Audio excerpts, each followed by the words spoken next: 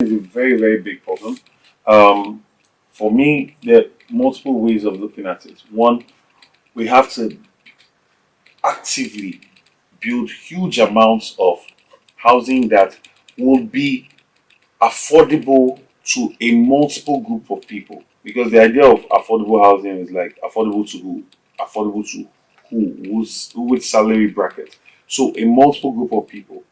And do a program that truly is open and transparent. And like I said, transparency and accountability is the spirit of my government. So if we're building affordable housing, we need to ensure that the distribution of it is a transparent one, is a lottery, is one that you're a taxpaying member of Lagos State, you belong to the Commonwealth of Lagos. So these are the benefits that you have. You are able to access housing stock, right? And there's a lottery process that's transparent that allows you to have access to it, and you cannot go and resell it on the market.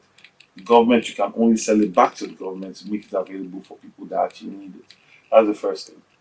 The second thing is the type of units that we're building. Unfortunately, in Nigeria, we always build these excessively overstructure our buildings. I'm an architect, so coming from that field, we overstructure our buildings, right?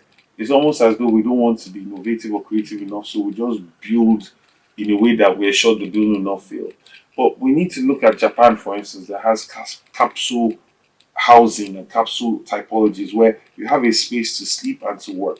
Because there are people that are bankers or bank cashiers that work in GR and VI that are living on the beach in a shack, right? And this is not the way it's supposed to be. The government is supposed to be able to look and say, okay, even to reduce traffic, let's create a system where people can have a place to stay at an affordable price and they can pay when they get their salary on a monthly basis and they can live close to work and that reduces traffic, right? And also takes care of the housing situation. That's the second thing. The third thing is to ensure that we have a situation where we can cross finance. So you find that Lagos and developers are always very excited about doing these big luxurious buildings that they're charging in millions for.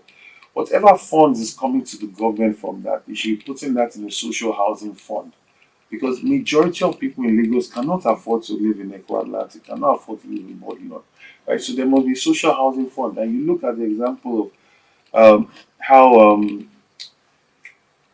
Alhaji Jakande was able to make sure that so many people got access to affordable housing. Right? He he reduced the price of land in terms of the value of it in relation to setting the price for it or setting the barrier to entry for it, right? And these are things that government must actively try to do.